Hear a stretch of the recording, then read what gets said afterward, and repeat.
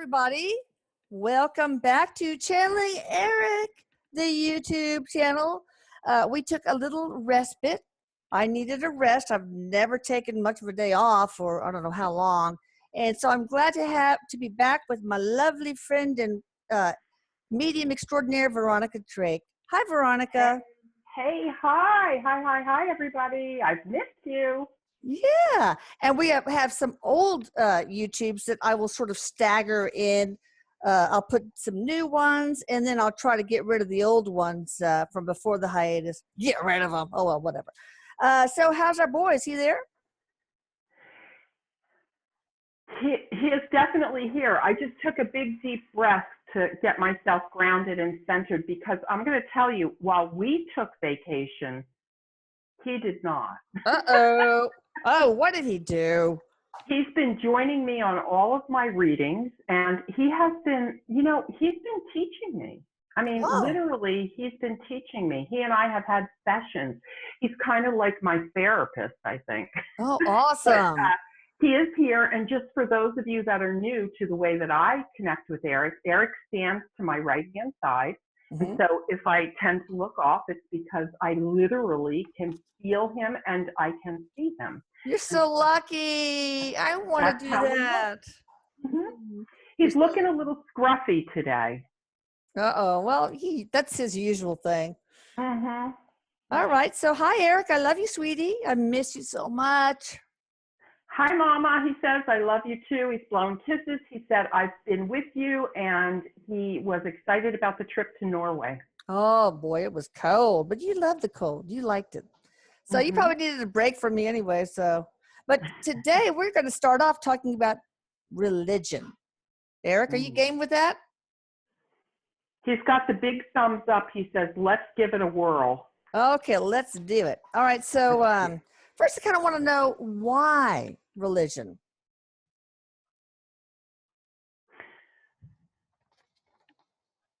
So his answer, in true Erik fashion, his answer is very simple yet deep, because it's always been about mind control when it comes to man. Yeah, even early on when it's just cavemen and stuff, when they didn't really have a bunch of social structure? He says even early on, it's always been different variations, different levels of, but it's always been about mind control. It's always been about somebody else telling you what to do, what to believe, and what to think. And he's saying that there are different ways or views of religion. And so the most dangerous religion, he says, is when you are left to figure it out for yourself. Why? And he uses dangerous like this in air quotes, because when you are left to figure it out for yourself, you can fully step in to who you were created to be. And that's dangerous for people who want to control. Oh, so they pretty much have to totally structure and control and feed you with a spoon, shovel it down your throat. And it's literally drink the Kool-Aid, literally. And it's fear-based, and it begins with, the minute that somebody believes something different, it's also about conflict. Okay. So, and that's a man-made thing, he says. It was never intended, because the original intention, and he said, man assigned the word religion because that was not that. The main intention, he said, if you go all the way back, was simply to let people know that they could have a personal and up-close, intimate relationship with the Creator. Okay. But religion, he's saying, separated man from the Creator in some instances. Yeah, because we're supposed to be whole and part of God. God's not supposed to be this, merciless, I shall smite thee kind of dude. And it's God's will, which means it's not your will. So it's separate. Right. And he's saying that, and it's God's plan, not our plan. What? You know? Right, exactly. And then he says, anything that can be used for the benefit of somebody's betterment, he said, has the opportunity to always taint what the original intention was. And so while the intention was to get people to know God, you know, he's saying people stepped up on this and took it, you know, the next level and said, my religion's better than your religion. Wars were fought. I have more power because my religion's the religion. Even religions within themselves, he's saying, broke apart and fought against each other. It's True. like he's going, for Christ's sake, it's one God.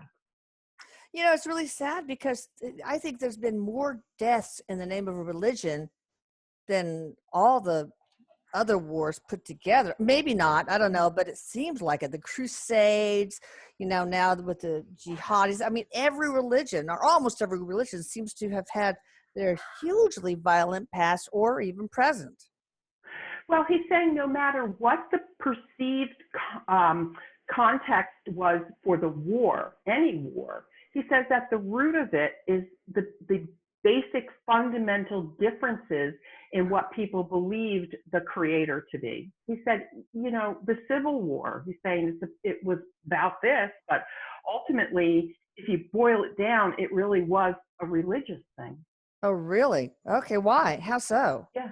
Well, because he's saying the North believed one thing, the freedom, all of those things that are loving of love, he's saying, and then you have the South down here believing another thing. He's saying that wasn't of love, and so it was a battle. What are you trying to say about the South? I'm from Texas, and the South shall rise again. No, I'm kidding. I do understand the whole slavery thing was no. And he's saying it's not, you know, he's saying he's trying to make it simple in the sense that people understand. He doesn't want to go into history and all of that. No. But he is saying if we go down the path of historical conflict and we really look at it, we can see the threads of religion separating us. Yeah, that's true. You know? Either fear or love. And most religions seems, well, with a few exceptions, seem to choose fear. But I think that probably, I don't know, maybe all religions do have some value and some good and teaches some morals. And basically, I think maybe it helped to what do you call it, to tame the barbarians culture, maybe to bring morals and ethics into our culture. But maybe I'm wrong. I don't know. You tell me, Erik. I'm sure you will. He's saying that it really, the only time it goes off center or gets fucked up, he said, is when people abuse what it is. And so people who are in the public eye with religion and, you know, aren't walking the talk, he says, aren't doing what it is that the religion says they do, they set themselves up to be the representative of that. And then that gives that whole thing a bad taste. He's saying, take the Catholic Church, for example. Yeah, okay? I know. Listen, my great uncle was Cardinal of Spain. And he went to Africa to do missionary work, and he got eaten up by cannibals. So we are tasty people. Tasty. Okay, there you go. Erik says he's not been eaten up yet. So when, you know, the Catholic Church, for example, and he's not picking on anybody, he's saying, but the Catholic Church has had its struggles and has had, but what he sees in that regard is what the Catholic Church is about, what it started out to be about, was simply Jesus's message. Jesus was the messenger bringing God forward. It has not stayed that. It's gotten very convoluted. Yeah. And it's exclusive instead of inclusive, he says. That's right. Well, you know, when we channeled Jesus and we actually captured his voice on a recording, and it's on this channel. I saw that. I had so many people who said, who do you think you are? I think that Jesus is going to talk to you. He only talks to the Pope. Really? Is that really what Jesus was about? Seriously? So you have this leader, the Pope, and I'm whatever, the only one, or any religion, the religious leader. I'm the only one that can talk to God or Jesus or whatever, or Muhammad. And I think that's madness. Jesus was a man of the people. He was like, I'm sorry, denied access. You are not going to talk to me. I only talk to the A-list. So Erik is saying that essentially it's all bullshit because once you get where he is, it's just, you'll just see that it's all bullshit. He's saying basically what religion can be now is like your little blankie. It's your security blanket. it's true. It's where you find your solace. It's where you find your peace. He said where it goes off track is when it becomes of fear and not of love. And Right. when people feel like they have to protect something, he's saying, or they feel threatened that something will be taken away from them, all hell breaks loose. Yeah. And Well, so he said, if we understand the basic of all religion, if you have to use that word, he said, is love, then you wouldn't do the shit you're doing. yeah. I mean, I think every religion has elements of love. So that's important to say. They're not all fear-based. But, I find in my experience, and maybe I'm just the only one, that people who are extremely religious have been really closed-minded and rigid, exclusive, and hypocritical. Like one of the mediums got booted out of her church because they found out she was, a medium. And it's like, really, do you think Jesus would do that? And I had one incident where my youngest daughter, she was 8. She's like 32 or something now. Her best friend and her went camping along with me and her mom and a Girl Scouts, and we were in a tent, and Michelle said something, a dirty word. She had no idea what it was. No idea. Well, the next day, this lady, Southern Baptist, said, I cannot let your daughter associate with mine anymore. Kicked her out of Girl Scouts and all that stuff. And Michelle was so devastated. It totally changed her from that point forward.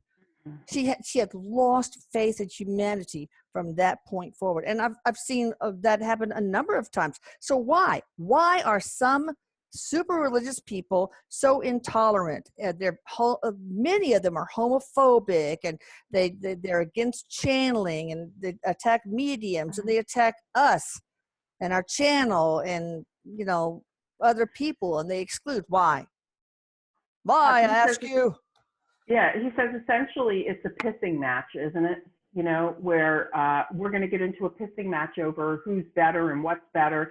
He says in reality, there's one God, and why they get this way is a sense of entitlement, because it's pounded into their heads that exclusively there's one way to worship. There's one way to worship, he said. That's what people get into their minds, he's saying. And in reality, he's saying from his vantage point, where he is right now, you can stand on your head, spit wooden nickels, say the F word, have jeans on, and believe in God. Well, of course. He's saying, and there's no difference. And he's saying, because one of the things, I have to be honest and tell you, one of the things I always questioned, and I'm going to ask him, do you mind if I ask him a question? Would that be all right? Yeah, of course. Yeah. Erik, talk about hell. I want to hear you. I want to, because Erik and I've had conversations, I've never really done this, talk about hell, but I want to hear you talk about hell. And so he's saying that, hell is a personal thing to each individual, because as a collective, all this shit's going on in the world, he says. People are blowing up shit, and people are shooting up shit, and, and they're blaming the guns, and they're blaming this. But everybody is in their own personal hell, or not, in their head. It's a mental makeup. He says how you live your life is what you attach your life to. And this training camp, he's calling it, this training camp of religion, implies if you don't X, Y, and Z, you're going to hell. You're full of hell. And so we've learned as a society that, well, they must be right because they're the big organization. And he's saying it's all bullshit. And the Bible, he's going on about the Bible. He says the Bible was never written or meant to be taken literally. Yeah, It's he not said, a literal thing. I think he said one time that 80% of it was false, or maybe Jesus said that. Was he like? He said, Didn't they take it to the Council of Trent and modify things? Like, didn't they take out the belief in reincarnation and past lives and mediumship and all that in order to? well, he's saying that's why it was very selective as to what got to be part of that compilation, that piece of work.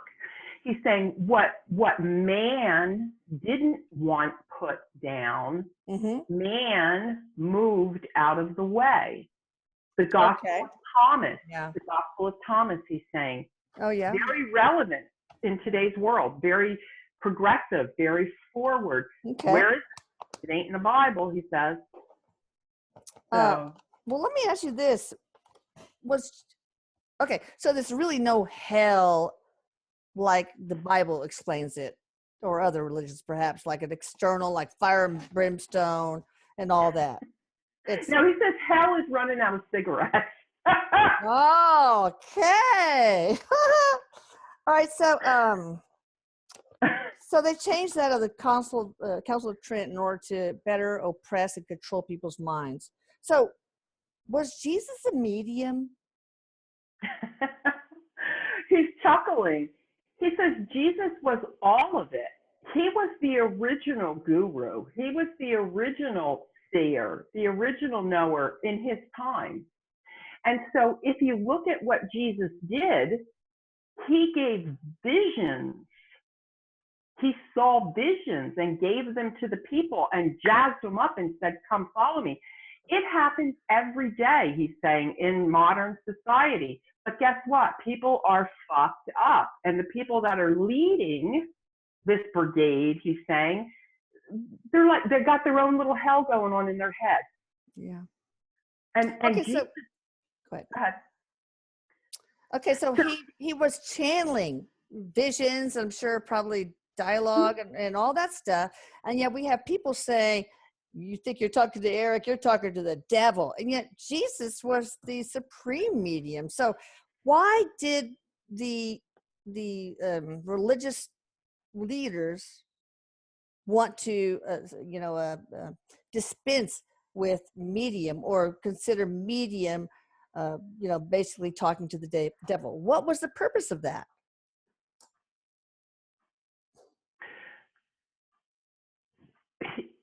It boils down to control. It boils down. Why would they control? If they made people believe that they could not access or have direct access, they could manipulate their minds with their agenda. It could be that simple. Oh, so instead of you believing you can access the Word of God or channel Jesus or whatever, no. They want you to only accept the information that they wash you with. Okay. And he's saying, isn't it funny how the church is supposed to be Jesus, but the church decisions are made by one man that says he can hear God, he gets the messages from God, but ain't none of us here on earth, he's saying, able to do that. He said, essentially, and we're going to take a lot of heat for this, and he's sorry for that, but essentially it's I'm not going to read the comments. It's a crock of shit, he's saying. And listen, he wants to clarify, he's not bashing religion. No, oh my God, it has a wonderful place in society. You just have to have your own mind, and you have to cherry pick what rings true in your heart and your soul. Absolutely. And that's where we circle back to what he brought up as dangerous religion in the beginning. And the danger is that it will challenge us to examine our own beliefs and here he says is the key point, live up to them. Yeah. Good. And that's dangerous because guess what? Once we live up to them, we begin to free think Mm-hmm. and we can connect in a different way. So And, that's yeah, the danger. instead of groupthink. And Mhm. also it's really, religion has been valuable just by helping us establish a set of morals and ethics. And also it's a great way to meet people. It creates a social network that many people found valuable, and it improves their self-confidence, their self-esteem, and so on. So there are very positive aspects of it. What do you think the biggest changes, like the additions or the deletions from the Bible, have been, Erik?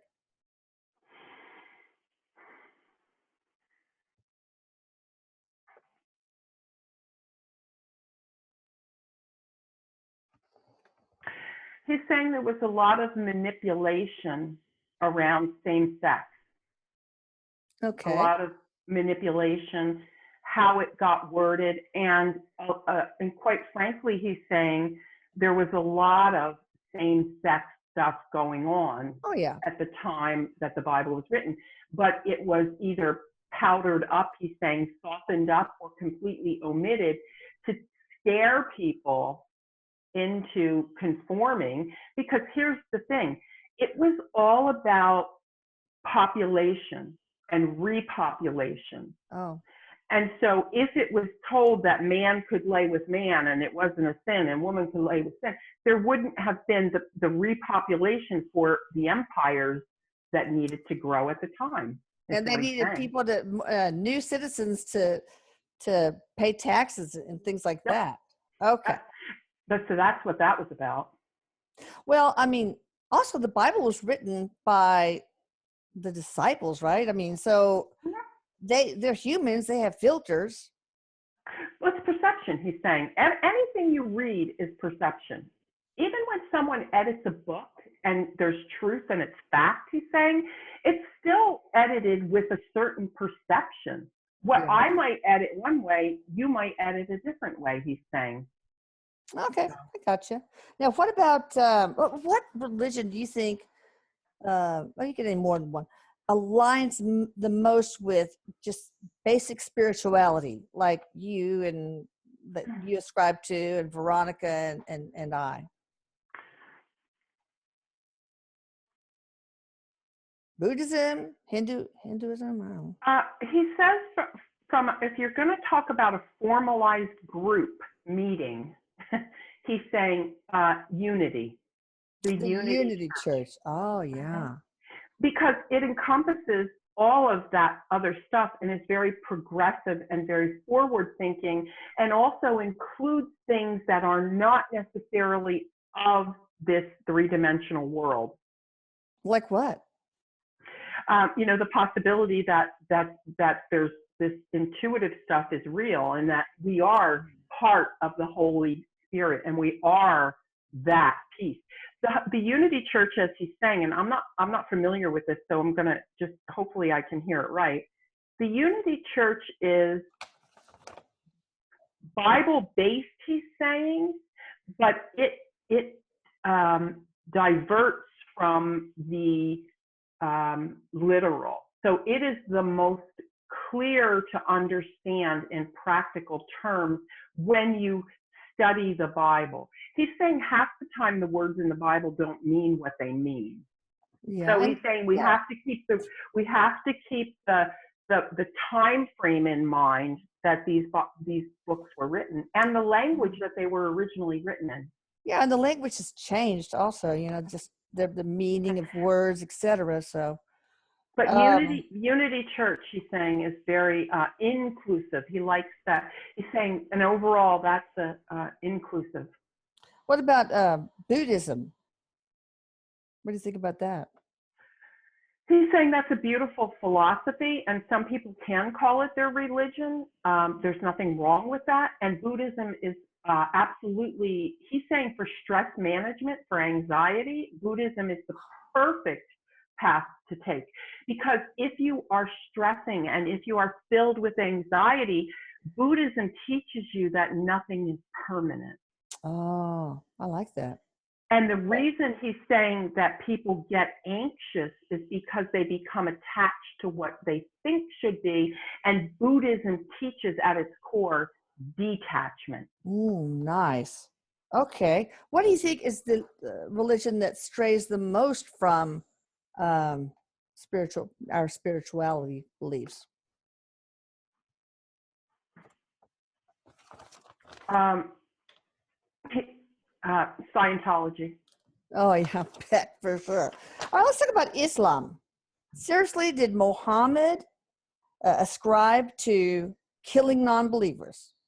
Was that really the case? Or has the Quran changed?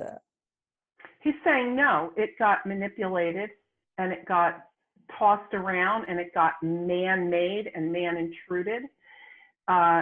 He's saying the original intent was to crucify not anyone that went against it or didn't believe it, but at that time there were people that were so severe in their, and he's saying mental illness, he's calling it, that they crusaded, and it was about controlling the population. What do you mean? Controlling in what way?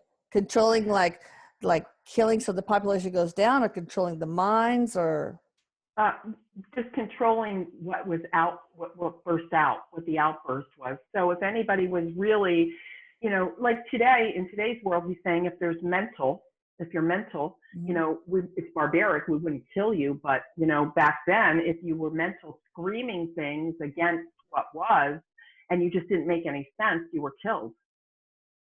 So what was Muhammad's message that was sort of diluted, erased, or changed in the Quran? He's saying Muhammad's message was the same as all the other messengers, he's calling them, was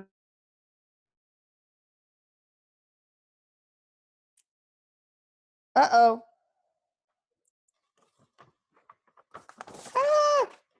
Unstable internet. Uh-oh.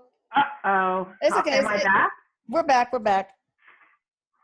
Are you sure? Yeah. Oh, that was so scary. But go ahead. Because we're talking about Muhammad. Aha. He was the messenger, and Muhammad was supposedly, all the messengers are the same. So Erik is saying, why would one be created more important than the other? Why would God create Jesus and Muhammad and Krishna and whatever? And why would he make them all with different plans? That's not God. That's man doing that. Yeah. But and I may be wrong, but didn't Muhammad have a previous, early on, wasn't he like violent, and did he kill people, and was he a misogynist? I might be wrong. Maybe I just heard this the wrong way, but and then he evolved, or is that false? Well, he's saying that, yes, he's saying that he had a rough start, not necessarily that he was that violent, but he had a rough start. Mm-hmm. And he's saying if you look at all of the people that were chosen to be these big messengers, they had a lot of shit in their life, and he's referencing, Moses was one of the biggest voices, and he's saying, look at him, nobody wanted him. He was but so yes, Muhammad did have a rough beginning, and Erik is saying, well, just know that Jesus was the one that sat with the people that nobody else wanted to sit with, and so was Muhammad in his right, and so are the others. He's saying though that there's he's saying that the Jews are going to be waiting forever. Number one, that's him. He's saying it, and the reality is, those days are over. Jesus isn't going to walk in his sandals anymore and, call you to the mountaintop, and the bush ain't going to catch on fire anymore. It's going to be more mainstream and more traditional. And he's saying, hello, you're looking at it. There we go. Okay. So, but who made the change to the Quran that to kill the non-believer, the infidel, so to speak. Who made the change? Yeah, who all of a sudden transformed into kill the infidel. Mm-hmm. So are you asking a literal name? Because he's saying there was an infiltration, he would call it, of no, not really. Yeah, it does. Oh, the fallen angel. Oh, fallen angels made the change. Mm-hmm. Okay. Because while there's angels, he's saying, and we know that there's angels up there that God created, they go off. Satan was a fallen angel, and he's saying, so here comes this guy, and he's saying he's going to walk in the troop of Muhammad in the footsteps, and all of a sudden he just thinks it should be another way. He's one of the ones that was missed when it came to, controlling that population. Well, was there a benevolent reason for this fallen angel or angels to do this, to help us evolve? I mean, sometimes it takes bad shit to make us evolve into in a good way. He's saying no, not in this case. Okay. It just was what it was. Now, but he's saying Erik wants us to be mindful that out of every single thing that happens, everything, we have the opportunity to see it in this way or to see it this way. And so back in the day, the people might have seen it a certain way, when in reality, if we were to study the Quran and we would look at it, and I personally don't know it, but we would go detail to detail, we might today have a different perspective on what happened and why it happened. Okay. But he's saying he can tell us this: people do not kill each other because they're Muslim or they're Christian. Oh no, Islam. They don't do. That's not why people kill each other. Yeah. Well, why did they kill each other then? In the case of, for example, the jihadis. Power and control. It goes back to, he's saying power and control, and it's my way. I know the best way. It's the brainwashed piece of religion. Ego. But what about who changed things so that, or maybe it was originally in the Quran, that women should be inferior and not be allowed to do this and that and the other thing?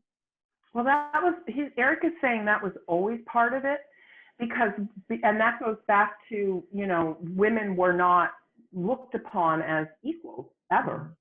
And in all religions, probably, right? In all religions, because in the image of, people have a mindset where God is male.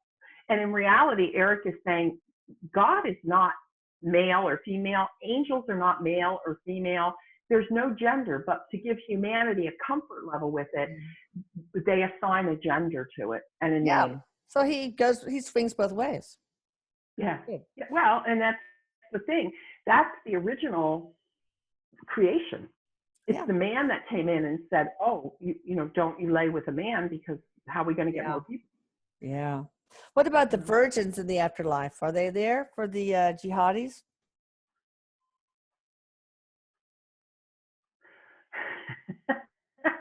Erik, what? He's saying, well, I've been looking. No. So clarify for the jihadis, Mom. I don't know. You know how they promised them 42 virgins, or I don't know how many virgins, if they sacrifice themselves and kill the. That he's saying no. He's saying no. That's not a thing. It's bullshit. Okay.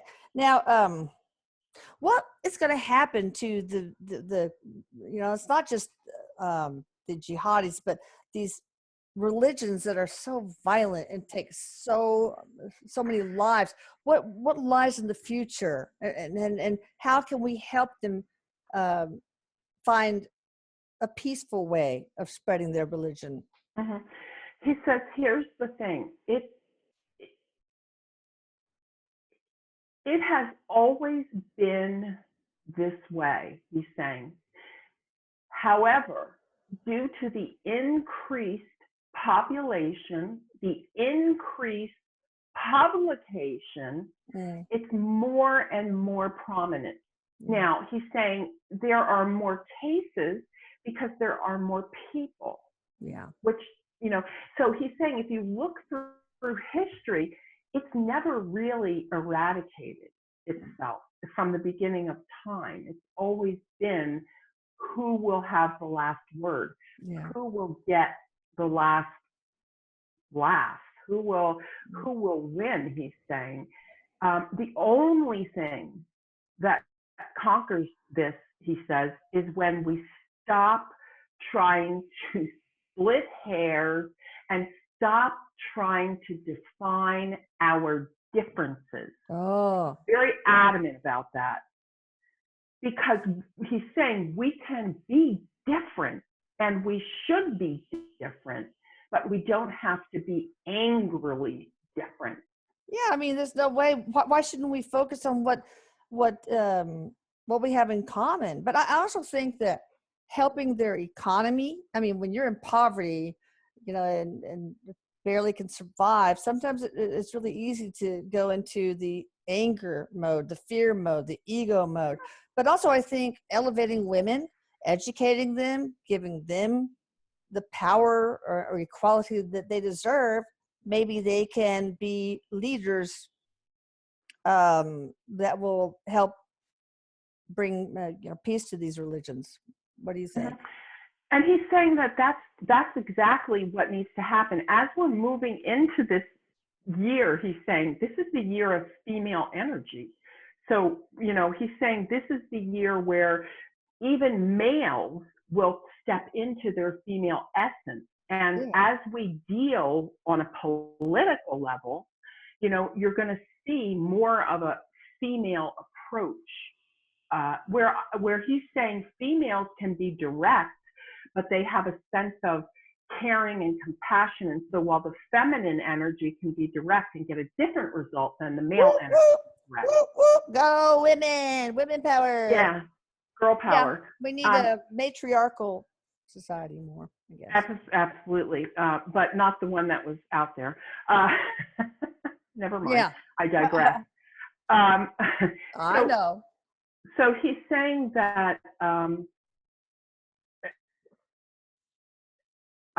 we lost track. So pick back up. What were you saying about where were we? Because we lost our mind.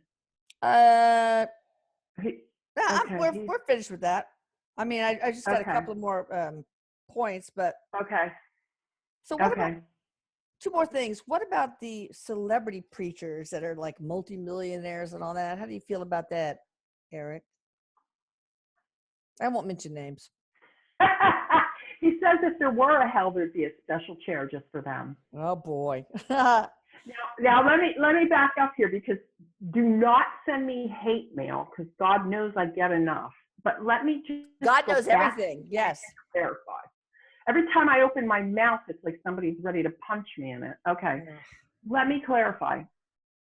He's saying, he's half joking, he's saying, but the reality is this. They, and he's just saying they, we're not picking out names, they are not walking their talk. Oh. Okay. He's saying the reality is, if they're telling you kumbaya and you're walking around and everybody's happy, can't they be happy without everything they have? He's saying, what makes happiness?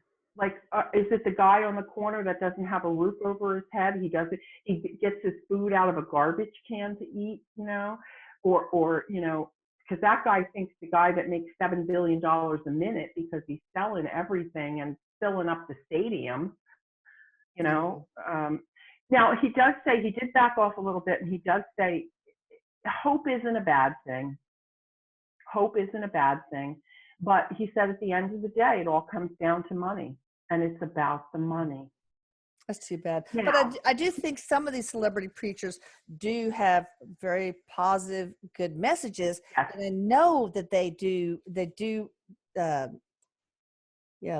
gather up a lot of money for Give humanitarian back. causes. Yeah. I mean, we can't take He's that away not from clumping them all. He him. says No. he's not clumping them all together by any means, but you have to remember, he sees the big vision. Yeah. He sees what happens, when the TV camera isn't running. Oh, yeah. Okay. So, Wow. yeah. I'd like to be a fly on the wall. Okay. Last question. Back in the day, we used to have the old mystics, and maybe Kabbalah is part of that. It's like mysticism. Can you talk about that? Sure, he's saying that was the undercover hush hush. Nobody talks about it. Oh. He's saying that was part of the time that, we hid those books. We didn't necessarily talk about it, when in reality, he's saying the Kabbalah and mysticism is the future. And we're living it right here and right now.